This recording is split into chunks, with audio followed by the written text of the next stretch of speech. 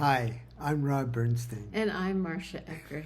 And what we're talking about today is improving communication with your child, actually creating a situation where your child's more likely to talk to you more. Yeah, would it be nice if your kid comes back from school and says, hey, I want to tell you what's cool, what happened in school?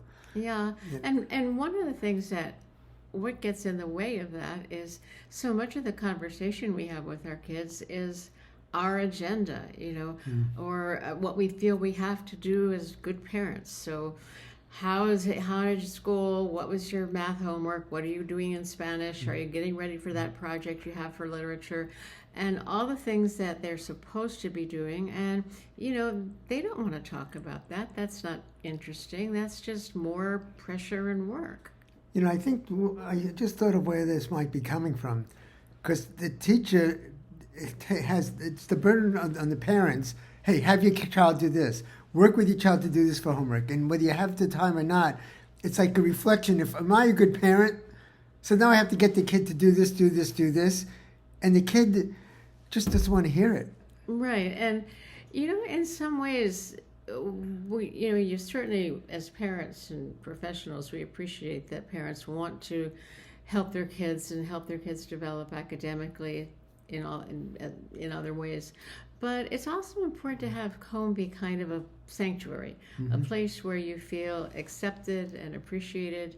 Just think about your best friend. If your best friend was really into, I don't know, collecting owl figures, you wouldn't say, well, that's a stupid thing to do, or I don't want to talk about your owl figures. You say, oh, that's kind of cool. And when you saw an owl figure, you'd pick one up. But so much of what our kids do, we kind of either ignore, we don't take an interest in. The kid is the girl is into makeup, or the kid is into video games or skateboard tricks or whatever, and it's like we don't really have any interest. They come down to the dinner table and we talk about what interests us, or what are you doing for school, or tonight's your night to do the dishes or whatever. And instead of saying, hey, I saw you were doing that trick with the video and with the video game, and you were working on that, and have you gotten to a level that you wanted to yet?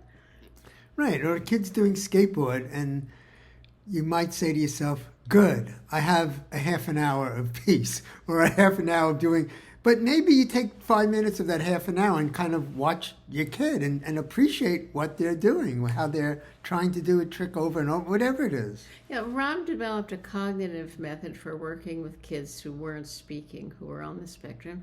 But the same basic idea works for kids of any age, whether it's for a littler kid or an adolescent or even a big one, which is to show an interest in what interests them.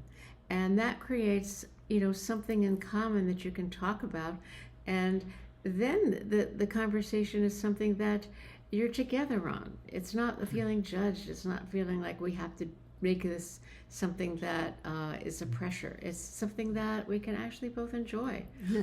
Maybe a movie everybody watches together and talking about that, or something that is like a shared experience. Yeah, I was going to say, it's all positive. Right. Why not? Right. How often do we do that together with our kids? So that's the message for today. Our kids will talk to us more if we're talking about something that interests them, that they feel good about, and they know that we're interested in it. So try it out. Great. Bye-bye. Bye-bye.